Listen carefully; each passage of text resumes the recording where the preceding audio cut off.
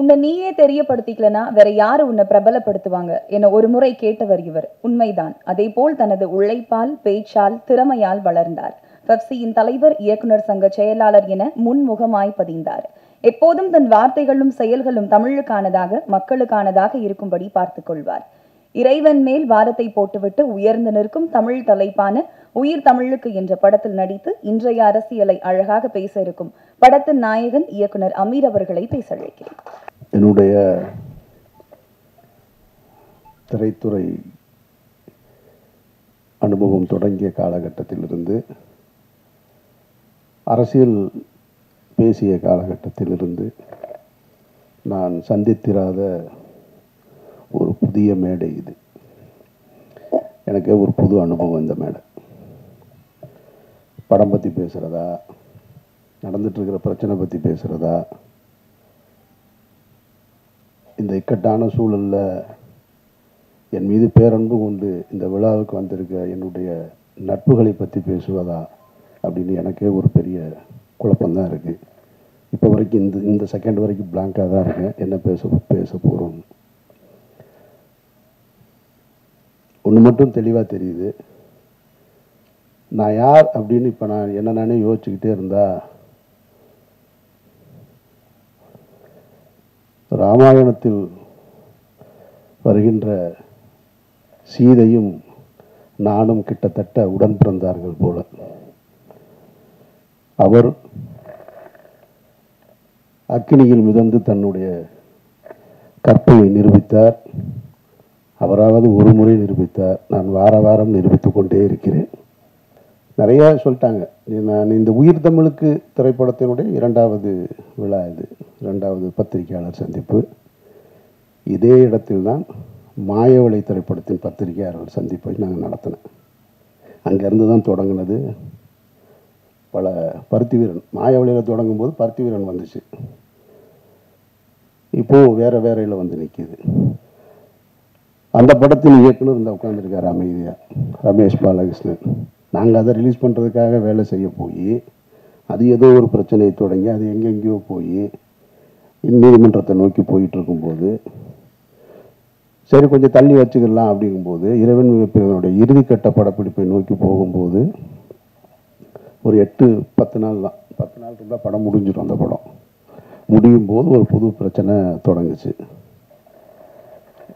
அப்போ ஃபஸ்ட்டு எனக்கு தோணுனது, இது என்ன நடக்குது இங்கே, என்னை சுற்றி என்ன நடக்குது, எனக்கு எதுவுமே புரியலை அப்படின்னு பழனி பண்ண தான் நான் சொன்னேன். நான் ஒரு அறிக்கை மாதிரி கொடுக்கலான் இருக்கேன். நான் என்ன நடக்குது, இது ஏன் நடக்குது, யாருக்கு நடந்தது, எதுக்கு நடந்தது, எதை நோக்கி போகுது, ஒன்றும் புரியலைங்க அப்படின்னு. ஏன்னா ஒரு நாள் ஷூட்டிங் முடிச்சிட்டேன். கோகுலம் ஸ்டுடியோவில் ஒரு மிகப்பெரிய செட்டு போட்டு, அந்த செட்டு இன்னும் இருக்குது, பல பேருக்கு தெரியாத தகவல். ஒரு ஹைகோர்ட்டு செட்டு ஒன்று மிக தத்ரூபமாக போட்டு மிகப்பெரிய பொருட்செலவில் ஒரு நாள் ஷூட்டிங் முடிச்சிருக்கோம்.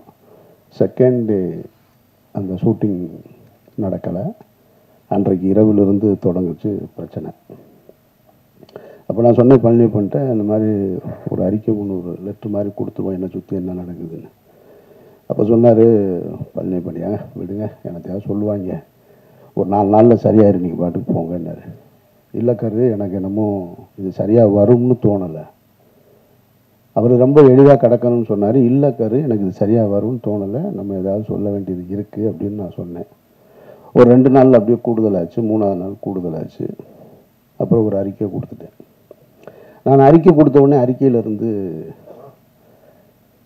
யார் அதுக்கு எதிர்கருத்து வருதுன்னு பார்த்தா, கடந்த ஒரு 15 ஆண்டுகளாக 2014க்கு பின்னால் நான் பேசிய அரசியலில் கருத்தியல் ரீதியாக எதிர்கொள்ள முடியாத, என்னோட நேருக்கு நேர் போரிட கருத்தியல் ரீதியாக போரிட முடியாத அவர்கள் பூரா வெளியே வர ஆரம்பிக்கிறாங்க.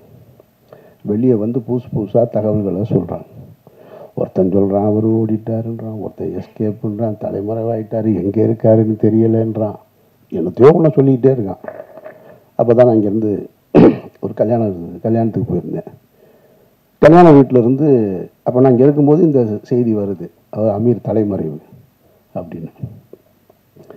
தலைமறைவுன்னு வந்த உடனேயே நான் அங்கேருந்து நான் கல்யாண வீட்டில் தான் உட்காந்துருக்கேன் அப்படின்னு சொல்கிறேன். அங்கேருந்து ஒரு கேள்வி எடுக்கிறான், கல்யாண வீட்டுக்கு போகிறது எதுக்குங்க மைக் எடுத்துகிட்டு போகிறாரு அப்படின்றான். ஏன்னா நீ தான் தலைமறைவுன்னா, நான் கல்யாண வீட்டில் உட்காந்துருக்கேன்னு சொல்கிறேன், அதுக்கு பதில் சொல்கிறான்னா மைக் எடுத்துகிட்டு போனாரான்னு கேட்குறேன். ஏன்னா கல்யாண வீட்டில் மைக்கு ஸ்பீக்கர்லாம் இருக்காதா? அங்கேருந்து இன்னொரு இப்படி ஒன் பை ஒன்னாக போய்கிட்டே இருக்கு. அப்படியே கூட்டிகிட்டு வர்றாங்க. கூட்டிகிட்டு வந்து ஒரு நெருக்கடிகள். எனக்கு என்ன இதில் இருந்து நான் கற்றுக்கிட்டது, நான் பத்திரிகையாளர்கள் மேலே மிகப்பெரிய மரியாதை உண்டவன். என்னுடைய முதல் பத்திரிகையாளர் சந்திப்பு ஏவிஎம்மில் நடந்தது, மௌனம் பேசியதே திரைப்படத்திற்கு. அப்போ இருந்து இப்போ வரைக்கும் பத்திரிகையாளர்களோட நெருக்கமாக இருக்கிறவன். என்னை நேரடியாக தொடர்பு கொள்ளக்கூடிய, எனக்கு தெரிஞ்ச சினிமாவில் நான் இருக்கேன், இன்னும் மற்ற எத்தனை பேர் இருக்காங்கன்னு தெரியாது.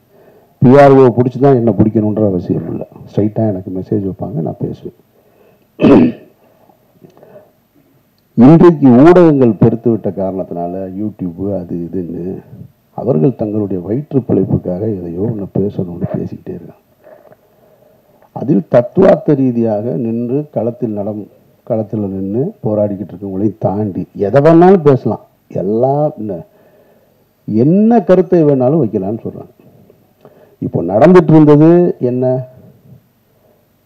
இறைவன் மிகப்பெரியவன் திரைப்படத்தின் தயாரிப்பாளர் என்னோடு உறவாக இருந்தவர், நான் தம்பி என்று பொதுவெளியில் அன்போடு அழைத்தவர் ஒரு பெரிய குற்றச்சாட்டில் அவர் பின்னணியில் வச்சுருக்காங்க. இதில் எதையாவது நான் மறுக்க முடியுமா? அவர் யாருன்னே எனக்கு தெரியாதுங்க, அவரை நான் பார்த்ததே இல்லைங்க அப்படின்னு சொல்ல முடியுமா? சொல்ல முடியாது. அவர் எனக்கு தெரியும். எவ்வளோ வருஷமாக தெரியும்? 10 ஆண்டுகளாக தெரியும். அவருக்கும் எனக்கும் தொடர்பு இருக்கா? ஆமாம், அவருக்கு எனக்கும் தொடர்பு இருக்குது. நீங்கள் சொல்கின்ற அவர் மீது சாட்டுகிற குற்றத்தோடு தொடர்பு இருக்கான்னு கேட்டால் இல்லைடா வெண்ணைகளான்னு தைரியமாக சொல்லுவேன். அந்த தைரியமும் திமிரும் எப்பயுமே என்கிட்ட இருந்துக்கிட்டே இருக்கும். அப்போ நீ குற்றச்சாட்டை அந்த அந்த சந்தேக நிழல் என் மீது விளைவுள்ளது தப்பு கிடையாது. ஆனால் தீர்ப்பு எழுதுறீங்க பாருங்க, அது ரொம்ப ஆபத்தானது. அந்த தீர்ப்பை எழுதுவதற்கு உங்களுக்கு யார் அந்த அதிகாரம் கொடுத்தது? நீதிமன்றமா? நீங்கள்லாம் நீதிபதிகளா? எந்த அடிப்படையில் கொடுக்குறீங்க? தினம் ஒரு செய்தி. அமீர்ன்றது 2007 பருத்திவரனை முடிச்சுட்டு அன்றைக்கு கமல் சார் படம் பண்ணணும்னு சொன்னார், ரஜினி சார் படம் பண்ணணும்னு சொன்னார். நான் ஹீரோக்களோடு பயணிக்காமல் நான் ஒரு பாதையை தேர்ந்தெடுத்து நான் எனக்கான வாழ்க்கையை வாழணும்னு வாழ்ந்துட்டு இருந்தேன். பணம் சம்பாதிப்பதா எனக்கு நோக்கம். சாபர் ஒருத்தன் தான் தமிழ்நாட்டிலே பணக்காரனா? நான் கேட்குறேன். என்னென்னமோ சொல்கிறான். ஒரு வரமுறை வேணாமா? அவர் போடுற டிஷர்ட் 5000 ரூபாங்க. சாப்பர் வந்ததுக்கு அப்புறம் தாங்க அவர் வாழ்க்கை அப்படி ஆச்சு. டேய், அவன் வந்தது எனக்கு 2014. நான் 2004 படம் எடுத்தேன் தெரியுமா? ராம்னு ஒரு படம். இதே பழனியப்பன் தான் சொன்னார் அவருடைய ஒரு நிகழ்ச்சியில். எனக்கு தெரிஞ்சு தமிழ்நாட்டில் யாரும் செய்ய மாட்டாங்க. விரும்பாண்டி படம் திரைப்படத்தை பார்க்கறதுக்காக ராம் ஷூட்டிங்கை நிறுத்திட்டு கீழே மதுரை அம்பியா தேட்டரில் விரும்பாண்டி படத்தை பார்த்துட்டு போய் 2 லட்ச ரூபா செலவு பண்ணுவேன் நான். என்னை பற்றி என்ன தெரியும் உங்களுக்கு? அவர் வந்த நம்ம திரைத்துறைக்கு வந்திருக்கோம். திரைத்துறைக்கு வந்தவுடனே என்ன செய்வோம்? தொடக்க காலகட்டத்தில் எப்படி கஷ்டப்பட்டோம் அவர் சொன்னார் இல்லையா? அதுபோல் நான் சென்னையில் எக்மோரில் படுத்திருந்தோம், நானும் பாலாவும். அங்கே கஷ்டப்பட்டோம், இங்கே கஷ்டப்பட்டோன்னொடனே இவங்க நினைச்சுறாங்க பஞ்சம் பிழைக்க வந்தவங்கன்னு. பஞ்சம் பிழைக்க வந்தவர்கள் இல்லை, சினிமாவின் மீது ஏற்பட்ட விருப்பத்தினால் வீட்டில் காசு வாங்காமல் சுயமரியாதையோடு ஓடி வந்தவங்க நாங்கள். இதை பலமுறை சொல்கிறேன். பலமுறை சொன்னவொடனே நான் ஒரு நேர்காணலில் சொல்கிறேன், இல்லைங்க இந்த மாதிரி இருக்குது, இல்லை அவரோட நீங்கள் இங்கே தொடர்பு இருக்குது. ஆமாம் இருக்குது. உங்களுக்கு எப்படி வருமானம் வருதுன்னா, இவங்க என்ன இன்கம் டேக்ஸ் ஆஃபீஸரா? இடி டிபார்ட்மெண்ட் ஆவீங்க, இவங்களுக்கு நான் வருமானத்தையும் சொல்லணுமா? இது என்ன நியாயம் இருக்கு? ஒருத்தர் குற்றவாளி, குற்றம் சாட்டப்பட்டவர், அவரோட நீங்கள் தொடர்பில் இருந்திருக்கீங்க, உங்களுக்கு அவருக்கு என்ன இருக்கு அப்படின்னு கேட்டால் பதில் சொல்ல போகிறோம், அவ்வளோதான். நான் என் கூட பிறந்த அண்ணன் இன்னைக்கு கான்ட்ராக்டராக இருக்காரு, ஒரு அண்ணன் லாயராக இருக்காரு. அவர்கள் சொத்து வாங்கினா கூட நீங்கள் எப்படி வாங்கினு போய் கேட்பேன் நான். எங்கள் அண்ணன் கான்ட்ராக்டர்னா என்ன கான்ட்ராக்டர்னு கேட்டால், இப்போ அவர் என்ன டெண்டர் எடுத்திருக்காருன்னு கேட்டால் எனக்கு தெரியாது. இன்னொருத்தருடைய விஷயத்தை தெரிஞ்சுக்க வேண்டிய அவசியம் எனக்கு எங்கே இருக்குது? அது எது தேவையா எனக்கு? பழனியப்பன் சொன்னது மாதிரி நானும் அவரும் ஜனாவும் பேசியிருக்கோம். எதையாவது பேசியிருக்கோமா? நீங்கள் என்ன பண்ணுறீங்க, நீங்கள் என்ன பண்ணுறீங்க, அதெல்லாம் எங்கள் வேலை கிடையாது. நான் எப்படி இருக்கிறேன்? நான் ஒரு இறை நம்பிக்கையோடு இருக்கேன். அவர் ஒரு பெரியாரிஸ்டாக இருக்கார். ஜனநாதன் ஒரு கம்யூனிஸ்டாக இருக்கார். 3 பேரும் ஒன்றா இருந்தோம். என்றைக்காவது வேறு ஏதாவது நாங்கள் கருத்துக்களை பேசியிருக்கோமா? பணம் எப்படி சம்பாதிக்கிறேன்னு? பணம் சம்பாதிக்கிறக்கா வரல. நான் பணம் சம்பாதிக்கிறதுக்கு நான் வரல. என் வாழ்க்கையை என் விருப்பம் போல வாழணும்னு இந்த நிமிஷம் வரைக்கும் நான் ஆசைப்பட்டுக்கிட்டு இருக்கேன். இப்போ சொன்னாங்க பாருங்க, இந்த படத்துக்கு பின்னாடி நான் நிறையா படம் பண்ணுவேன் அது இதுன்னு. நான் இப்பவும் சொல்கிறேன், நான் இந்த படத்தை நம்பி இல்லை, உயிர் தமிழுக்கு நம்பி இல்லை, மாயவளையை நம்பி இல்லை, இறைவன் பிரிவனை நம்பி இல்லை, சந்தனத்தேவனை நம்பி இல்லை. நான் ஒரு மனிதனாக வாழணும்னு ஆசைப்பட்டு என்னுடைய கடைசி காலம் வரைக்கும் நான் விரும்பிய வாழ்க்கையை வாழணும்னு ஆசைப்படுறேன். என் வாழ்க்கையை நான் அப்படி தான் பயணிக்க நினைக்கிறேன். சினிமாக்காரனாக பயணிக்கணும், பெரிய தொழிலதிபராக வாழணும், கார் வாங்கணும், பங்களா வாங்கணும், ஒரு நாள் ஆசைப்பட்டதில்லை. சிக்கலான காலகட்டத்தில் இப்போ நீங்கள் எல்லாம் சொல்லியிருப்பாங்க, அவருக்கு ஒருத்தன் சொல்கிறான் 10 ஆண்டுகளாக அவருடைய குடும்ப செலவு பூரா அவர் தான் பார்த்துக்கிறார், ஒருத்தன் ஆஃபீஸ் அவர் தான் ரன் பண்ணுறாங்க, என்னென்னமோ சொல்கிறேன். இந்த இருக்கான் எங்கள் அண்ணன் இந்த கூட்டத்துக்குள்ளே எங்கேயோ உட்காந்துருக்கான். அவன் கேட்குறான், இல்லையா கடந்த 10 நாள் நான் என்ன செஞ்சிட்ருக்கேன் தெரியுங்களா? டெல்லி விசாரணை, என்சிபி விசாரணை, இடி விசாரணை, இதுக்கு நடுவுலலாம் தினம் ஏதாவது ஒரு கடைக்கு போய் பர்ச்சேஸ் பண்ணிக்கிட்டே இருக்கேன். ஒரு 4 ஜீன்ஸ் வாங்க, 4 சட்டை வாங்க, 4 ஜீன்ஸ் வாங்க, சட்டை வாங்க. அவன் கேட்டான், என்ன சார் டெய்லி போகிறீங்க, ஏதாவது வாங்கிட்டு வர்றீங்க, என்ன பண்ணுறதுன்னு தெரில. குடிக்கிற பழக்கம் இருந்தால் குடிக்கலாம், இல்லை வேறு எங்கேயாவது ஒரு அவுட்லெட் இருந்தால் அங்கே போகலாம். ஒன்றும் கிடையாது, நான் போகிறேன் வாங்குறேன் வர்றேன். இன்னொருத்தரை நம்பி, இன்னொருத்தருடைய பணத்தை நம்பி, அதுவும் குற்ற பின்னணியோடு இருக்கிறவரோட நம்பி வாழ வேண்டிய நிர்பந்தம் எனக்கு ஏற்படும். நான் அப்படி ஒரு வாழ்க்கையை வாழணும்னு விரும்பவும் இல்லை. இதையெல்லாம் உங்ககிட்ட சொல்லி நான் நிரபராதி, என்னை நீங்கள் நம்புங்க அப்படின்றதுக்காகவும் சொல்லலை. நான் யாருடைய பொருத்தத்தையும் விரும்பி வாழலை, என்னுடைய இறைவனுடைய பொருத்தத்தை விரும்பி தான் வாழ்கிறேன். ஒரு உண்மையான மனிதர்களுக்கு கஷ்டம் ஏற்படும் போது எல்லாரும் என்ன நினைப்பாங்க தெரியுமா? எனக்கு மட்டும் ஏன் இப்படி நடக்குது அப்படின்னு கேட்டால் அவன் அவநம்பிக்கையாளன். எனக்கு ஏன் நடந்ததுன்னு நின்று யோசிக்கிறான் பாருங்க, அவன் தான் இறை நம்பிக்கையாளன். நான் இறை நம்பிக்கையாளன், நான் அவநம்பிக்கையாளன் இல்லை. எனக்கு இது ஏன் நடந்துச்சுன்னு தான் நின்று யோசிக்கிறேன். நான் எந்த இடத்துல தவறுன்னு, எந்த இடத்துல நான் இந்த தடம் மாற ஒரு சூழல் வந்தது, ஏன் இந்த குற்றப்பின்னணியோட சந்தேக நிழல் என் மேலே விழுகுது, அப்படி தான் நான் பார்த்துட்டு. அதனால் நான் என்னை இங்கிருந்து இன்னும் சரி செய்து கொள்ள வேண்டிய பொறுப்பு இருக்குது. அதனால் நிறைய நான் அதை நோக்கி தான் பயணிக்கிறேனே தவிர மற்றபடி எதுவுமே என் மைண்டில் கிடையாது. அப்புறம் இந்த யூடியூப்பில் நான் பார்த்த விஷயங்களை பார்க்கும்போது எனக்கு என்னென்னா, கொஞ்ச நாளைக்கு இதை பார்க்காம இருக்கிறது நிம்மதியாக இருக்குன்ட்டு. ஒருத்தம் கூட உண்மை பேசலைங்க, அதுதான் பெரிய கொடுமை. சொல்கிறது பூரா பொய் பொய் பொய் பொய், அவ்வளவுமா பொய். ஏதாவது 1-2 ஒருத்தன் சொன்னான், எனக்கு சோர்ஸ் டெல்லியிலேருந்து வந்துருச்சுன்னா. சோர்ஸ் வருதுன்றான். எனக்கு சம்மன் வந்ததே பல பேருக்கு தெரியாது. அதை என்னோட வக்கீல் வெளியே சொன்னதுக்கு அப்புறம் தான் தெரியும். ஆனால் இவன் சொல்கிறான் சோர்ஸ் நான் இரு. அவர் ஒரு 2 பேர் உட்காந்துக்கிறாங்க. கேட்டால் அவங்கெல்லாம் புலனாய்வு புலிகலாம். ஒரு 2 பேர் உட்காந்துக்கிறான். இதுக்கு ஒரு கேள்வி கேட்குறாரு. இவர் மடியில் 2 பேப்பர்ஸாக வச்சுருக்கா. அப்படி எடுத்து பார்த்துட்டு, அப்படியா அவனுக்கு வந்திருக்கா, அது என்னன்னு நான் சொல்கிறேன். நான் எனக்கு ஒரு ஆள் மாதிரி தான் சொன்னாங்க. அப்போ நான் நைட் டெல்லியில் பேசிட்டு சொல்கிறேன் அப்படின்ட்டான். சரி, உண்மையிலே டெல்லியிலேருந்து அவனுக்கு சோர்ஸ் இருக்கும் போல இருக்குன்னா, அவனுக்கு தேனியில் அரெஸ்ட் பண்ண போகிறதே தெரியல.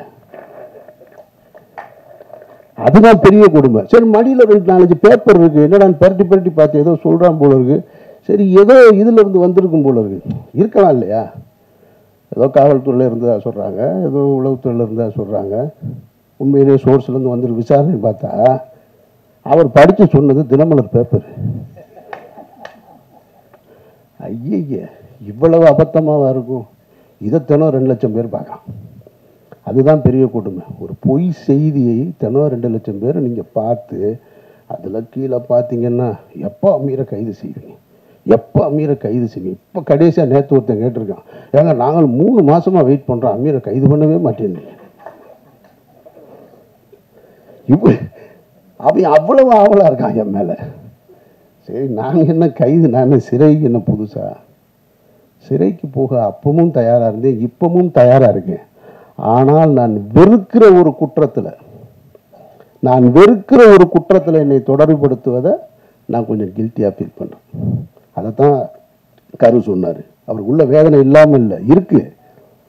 ஏன்னா அதனால் என்னுடைய குடும்பம் பாதிக்கப்படுது. அமீர்ன்ற ஒரு தனிப்பட்டவர், என்னை நீ என்ன வேணாலும் பண்ணல.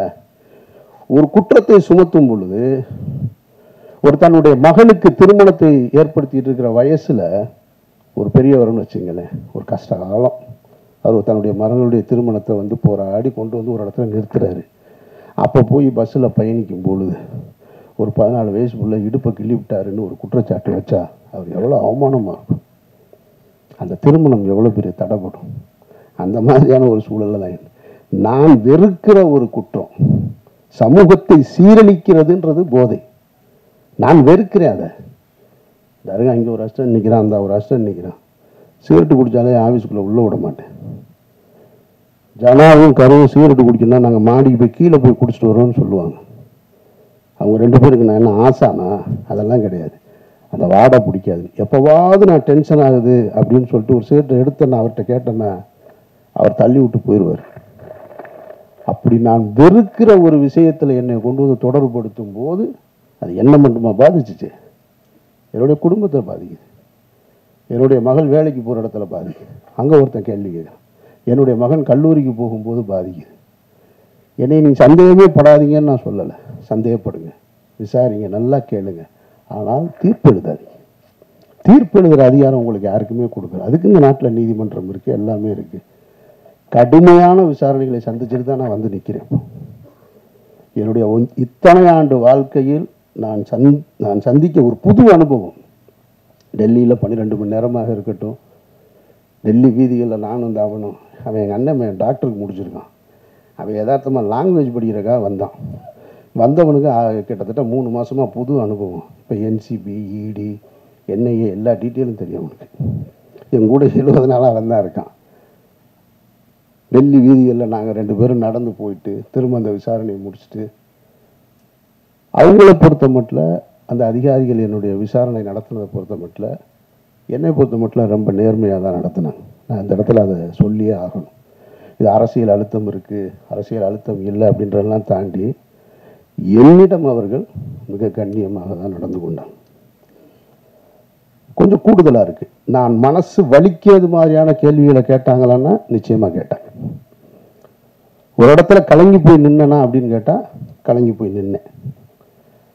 ஆனால் அது அவர்களுக்கு என்னை காயப்படுத்தணுன்ற நோக்கம் கிடையாது. அதை நான் அவங்ககிட்ட வெளியே வந்து சொன்னேன். நான் டிஸ்டர்ப் ஆனேன்னா ஆமாம் டிஸ்டர்ப் ஆனேன். நான் வேதனைப்பட்டேன்னா ஆமாம் வேதனைப்பட்டேன். நான் சஃபர் ஆனேன்னா ஆமாம் பட்டேன். ஆனால் அவங்களுடைய டியூட்டி அது, அவர்களுடைய வழக்கமான டியூட்டி. அப்போ எப்படித்தான் குற்றவாளியை கண்டுபிடிப்பாங்க? என்னை மாதிரி ஒரு ஆள் போனவொடனே என்கிட்ட இலகுவாக நடந்துக்கிட்டா நான் குற்றத்தை தொடர்பு இருக்கா இல்லைன்னு எப்படி கண்டுபிடிக்க முடியும்? அதனால் அவங்க டியூட்டியை தான் செஞ்சாங்க. விசாரணை முடிவுலையும் அதை தான் சொன்னாங்க. பர்சனலாக எந்த இதுவும் கிடையாது, எங்கள் டியூட்டியை செஞ்சோம். அந்த வகையில் என்சிபி ஆஃபீஸர்ஸ் எங்கிட்ட கண்ணியமாக நடந்துக்கிட்டாங்க. இடி ரைடு 2 அந்த ரைடு கதையை கேட்டிங்கன்னா, வீட்டில் ரம்ஜானுக்கு எல்லாரும் ஊருக்கு போயாச்சு. இதை நீங்கள் தெரிஞ்சுங்க. இப்போ ஊடகங்கள் பத்திரிகையாளர்களுக்கு இருக்க வேண்டிய இதையும் மற்ற எல்லாரும் தெரிஞ்சுக்கணும்னு இதை சொல்கிறேன். எவர்களுக்குமே உண்மையான ரீசன் தெரியாதுங்க. அதுதான் உண்மை. நான் சொல்கிறேன். நான் இந்த வழக்கில் தொடர்புடையவனாக இருக்கிறதுனால சொல்கிறேன். அதிகாரிகளை தவிர வேறு யாருக்குமே தெரியாது. வேறு எவன் சொன்னாலும் நம்பாதீங்க. இதுதான் நிஜம். நான் சொல்கிறது உண்மை. இதை கன்ஃபெஷனாக வச்சுக்கோங்க. ஏன்னா எனக்கு முதல் சம்மன் வந்தது பாருங்க, அதுவே யாருக்கும் தெரியாது. அது ஒரு வக்கீல் வெளியே போய் சொன்னதுனால தான் தெரியும்.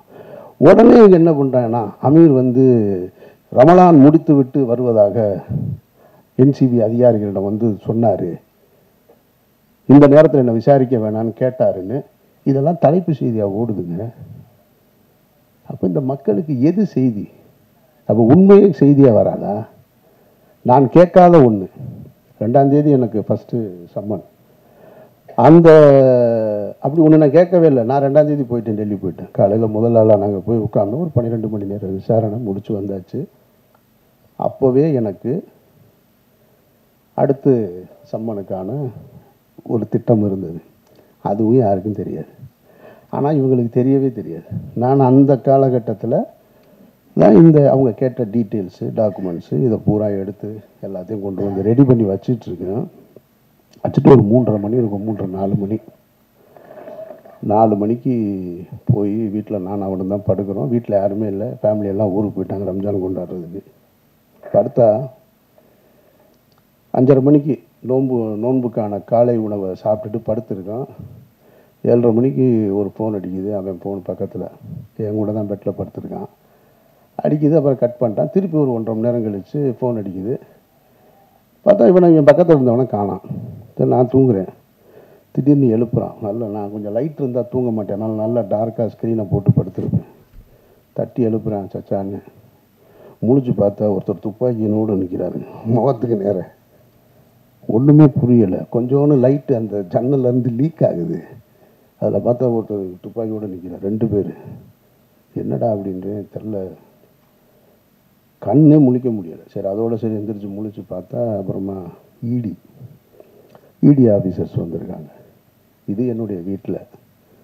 இதே 2 மணி நேரத்துக்கு முன்னாடி என்னுடைய அலுவலகத்துக்கு வந்துட்டாங்க. அங்கே என்னோடய அசிஸ்டன்ஸு, என்னோடய ஆடிட்ரு எல்லாரையும் அவங்கள லாக் பண்ணிட்டாங்க.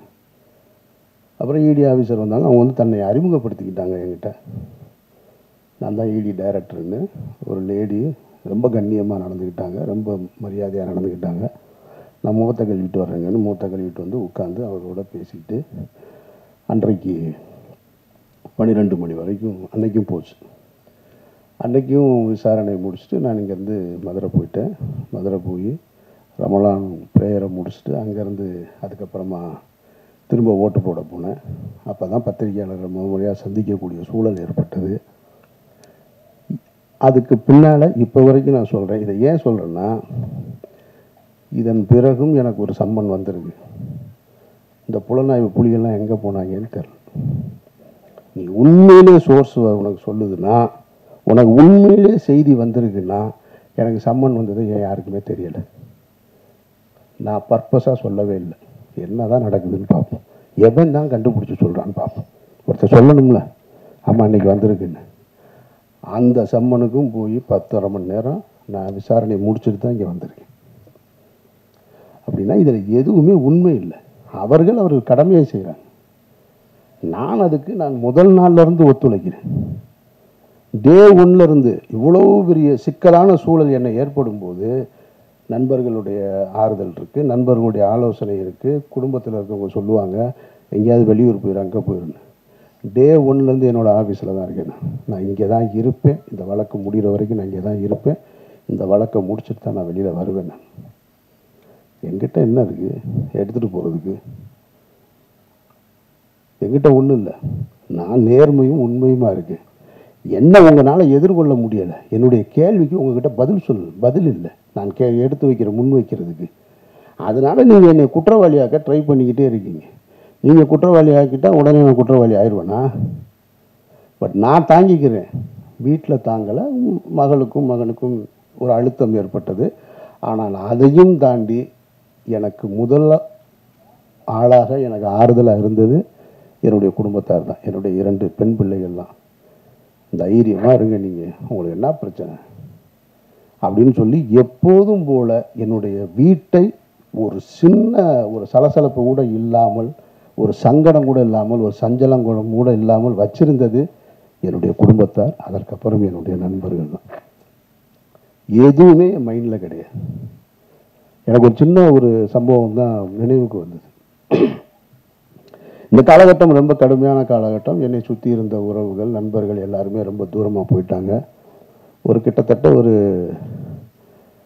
என்னோட வாட்ஸ்அப்பில் என்னுடைய அலைபேசியில் ஒரு 2000 எண்கள் இருக்கும். அதில் 1950 எண்கள்லேருந்து அழைப்பு வர்றதில்லை, அப்படியே நின்றுச்சு. அதெல்லாம் ஓகே.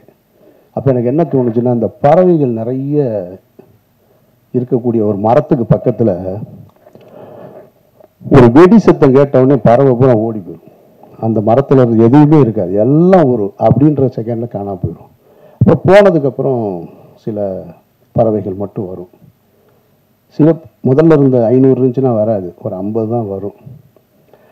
அதுபோல் என்னுடைய வாழ்க்கையில் எனக்கு நடந்த இந்த நிகழ்வில் டமால்னு ஒரு வெடி சத்தம் கேட்டவுடனே டமால் எல்லோரும் ஓடிட்டாங்க.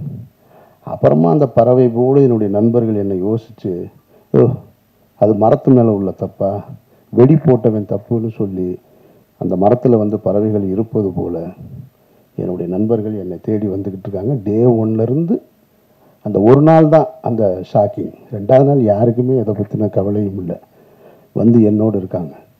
ஆனால் இன்னும் பறந்து போன பறவைகள், ஒருவேளை இவனே வெடியை ஏற்பாடு பண்ணியிருப்பானு மரத்தை சந்தேகப்படுவதை போல தூரமாக நிற்கிறவங்க இருக்காங்க. அந்த அன்பு நண்பர்களுக்கு நான் கேட்டுக்கிறது, அங்கேயே இருங்க, தயவு செஞ்சு வந்துடாங்க. உங்களை நான் வேண்டி விரும்பி கேட்குறேன், அங்கேயே இருங்க, வந்துடாதீங்க. உங்களிடமிருந்து பெறுவதற்கு எனக்கு ஒன்றுமே கிடையாது. இந்த காலகட்டத்தில் என்னோடு என்னுடைய அனுமதி பெறாமலோ எங்கேயோ சுப்பிரமணிய சிவா அவர் இன்டர்வியூ கொடுக்குறான். எனக்கு அண்ணனை தெரியும், அவர் அந்த மாதிரியான ஆள் இல்லைன்னு. அண்ணன் செந்தமிழன் சீமான் ஒரு இன்டர்வியூ கொடுக்குறாரு, அவனை எனக்கு நல்லா தெரியும். அந்த வார்த்தை தான் ரொம்ப கடுமையான வார்த்தை. அவன் எனக்கு ஓட்டு போட மாட்டான், அவன் திமுக ஆதரவு நிலைப்பாட்டை எடுப்பான், ஆனாலும் சொல்கிறேன் அவன் நல்லவன், அவனுக்கு நல்லா தெரியும் அப்படின்ட்டு. இதுதான் நான் சம்பாரிச்சிருக்கிறது. வெற்றிமாறனாக இருக்கட்டும், பழனியப்பனாக இருக்கட்டும், அண்ணாச்சியாக இருக்கட்டும், பிரபு சார் சொல்லுங்கள் சார் நான் என்ன சார் செய்யணும், அதெல்லாம் ஒன்றும் வேணும். நான் பாட்டுக்கு அமைதியாக என்னுடைய பயணத்தை இந்த இடத்த நான் கடந்து போகிறேன், என்னை விட்டுருங்க, ஒன்றும் வேணும் எனக்கு. நீங்கள் எப்பவும் நான் அழைச்சா வர்றீங்க இல்லையா, அது போதும். ஸ்நேகனாக இருக்கட்டும், பொன்முருகன் சார் தான், இவர் 10 மணிக்கு படுத்துருவார், 9:30 மணிக்கு மேலே ஃபோன் பண்ணால் எடுக்க மாட்டார். ஒரு நாள் 12 மணிக்கு கூப்பிட்றாரு, ஒரு 10 நாளைக்கு முன்னாடி. என்ன சார் 12 மணி, எனக்கு பதட்டத்தில் தான் ஃபோன் எடுத்து, ஏன்னா 12 மணிக்கு கூப்பிட்றாரு அப்படின்னு சொல்லிட்டு. நீங்கள் வந்து ₹1,00,000 கொடுத்தாலும் வரமாட்டார் 10 மணிக்கு மேலே. என்ன சார், இல்லை படுத்த தூக்கமே வரல, எனக்கு உங்களை பற்றின நினைவாகவே இருக்குது, எவ்வளவு பிரச்சனைகள், எப்படி நீங்கள் அப்படின்னாரு. சார் நீங்கள் ஏன் சார் அதை நினச்சிக்கிட்டு 12 மணி வரைக்கும் தூங்காமல் இருக்கீங்க, தூங்குங்க சார் அப்படின்னு சொல்கிறேன். சரி நீங்கள் என்ன செய்றீங்க, எங்கே இருக்கீங்கன்னாரு. நான் திருநெல்வேலிக்கு ஒரு கல்யாணத்துக்கு போயிட்டுருக்கேன் சார்னு. ஒன்றே நினச்சி நான் தூங்காமல் இருக்கேன், நீ கல்யாணத்துக்கு போயிருக்கு, வேறு என்ன சார் செய்ய சொல்கிறீங்க. ஒரு நண்பர் ரொம்ப விரும்பி கூப்பிட்றாரு, நான் பாட்டுக்கு போயிட்டு வருவோம், பெண்ணை நான் காரில் கல்யாணத்துக்கு போயிட்டு இருந்தேன். அதனால் நான் என்னுடைய வாழ்க்கையை தான் வாழ்ந்துட்டுருக்கேன். இந்த வழக்கு அது இது இதெல்லாம் வாழ்க்கையில் இதுவும் கடந்து போகும்னு நான் ரொம்ப நினைக்கிறவன். அதனால் இது யாரையும் குற்றம் சொல்வதற்காக இல்லை, இதுவும் கடந்து போகும் தான் என்னை பொறுத்த மட்டும். எல்லாத்தையும் பார்க்கணும், நான் இதையும் பார்த்துக்கிட்டு இருக்கேன், அந்த வகையில் தான் நான் பார்த்துட்ருக்கேன். விசாரணையில் என் மீது எந்த அழுத்தமும் கிடையாது. என்னை விசாரித்த NCB அதிகாரிகளாக இருக்கட்டும், ED ஆஃபீஸர்ஸாக இருக்கட்டும், மிக கண்ணியமாக நடந்துக்கிட்டாங்க. அவர்களுக்கு என்னுடைய நன்றியை நான் தெரிவிச்சுக்கிறேன். மற்றபடி இந்த படத்தை பற்றி சொல்லணும்னா, இன்றைக்கி காலையில் ஒரு விமர்சனம் பார்த்தேன், ஒரு முக்கியமான ஒரு யூடியூபருடைய விமர்சனம் ஒரு திரைப்படத்தை பற்றி. அதில் ஒரு வரி சொன்னார் அவர், இந்த படத்தை வந்து நாங்கள் இது பெரிய கலைநயத்தோடு இருக்கோம், இது பெரிய காவியமாக இருக்குங்க நினச்சலாம் நாங்கள் உள்ளே வரல, போனால் 4 இடத்துல சிரிச்சுட்டு வரலான்னு நம்பித்தான் வந்தேன், கடைசியில் அதை கூட ஏமாற்றி விட்டாங்க அவங்க அப்படின்னு ஒரு வரி. அந்த வரி எனக்கு ரொம்ப பிடிச்சிருந்தது. அதனால் இந்த படமும் பெரிய கலைநயத்தோடு இருக்கும், காவியத்தோடு இருக்கும்லாம் வர வேணாம் நீங்கள், ஆனால் 4 இடம் சிரிக்கலாம்ன்ற நம்பிக்கையோடு வாங்க, அதுக்கு இந்த படம் உத்தரவாதமாக இருக்குது. இப்பவும் இந்த மாதிரியான ஒரு சூழலில், அதுதான் ரொம்ப முக்கியமாக நான் நன்றி சொல்ல வேண்டியது இருக்குது. இந்த மாதிரியான ஒரு சூழலில் என்னோடு உறவு கொண்ட, என் மீது நம்பிக்கை வைத்து, என் மீது அன்பு கொண்ட நண்பர்கள் என் கூட நிற்கிறது போல், இவ்வளவு ஒரு சிக்கலான காலகட்டத்தில் இந்த திரைப்படத்தை வந்து திரையரங்கி கொண்டு வருவதற்காக முழு முயற்சி எடுத்த ஆதம்பாவாவிற்கு என்னுடைய நன்றி. ஏன்னா என்னோட மாயவளை வருமா இல்லையான்னு எனக்கே தெரியல இன்னும். நானும் கவலைப்படல, என் டைரக்டரும் கவலைப்படல, நாங்கள் பாட்டுக்கு இருக்கோம், அது வரட்டும், வரும்போது பார்த்துக்குறோம். மாயவளை படம் பிரபு பார்த்துட்டாப்புல, பேசும்போது அது மறந்துட்டாப்புலன்னு நினைக்கிறேன் நான். ஆமாம். மற்றபடி சாந்தினி அது எப்பயுமே இப்படி தான் சிரிச்சுக்கிட்டே இருப்பாங்க. நல்ல ஒரு இன்வால்மெண்ட் உள்ள ஒரு ஆர்டிஸ்ட்டு. நல்ல இன்னும் எனக்கு ஒரு தனிப்பட்ட முறையில் ஒரு ரசிகனாக என்கிட்ட இந்த படம் எப்படி இருக்குன்னு கேட்டிங்கன்னா, அவர் தயாரிப்பாளர் கோச்சுக்க மாட்டாருன்ற நம்பிக்கையில் சொல்கிறேன். நான் ராம் திரைப்படத்தை எடுத்துகிட்டு அந்த திரைப்படத்தை அன்னைக்கு இருக்கக்கூடிய மிகப்பெரிய ஒரு விமர்சகர் வந்து ஒரு தொலைக்காட்சி, பேர் சொல்லலை, நீங்கள் யூகம் பண்ணி கண்டுபிடிச்சிருவீங்க, அவர் பண்ணுவார். ஒரு டிவியில் வந்து பண்ணிகிட்டு இருக்கும்போது ராம் திரைப்படத்தை என்கிட்ட, அதாவது படங்கள் வந்து முதல் வாரம் விமர்சனம் பண்ணால் தான் அதுக்கு பேர் விமர்சனம். என் படத்தை 5ஆவது வாரத்துக்கு விமர்சனத்துக்கு கூப்பிட்டு போகிறார். நானும் சரி அவர் மேலே இருக்கிற மரியாதையில் பெரிய பத்திரிகையாளர், பெரிய தொலைக்காட்சின்னு அவரை நம்பி போகிறேன். அவர் என்னை வந்து அவருடைய அறிவை பூரா என் மீது திணிக்கிறார், தன்னுடைய புத்திசாலித்தனத்தை எல்லாம்.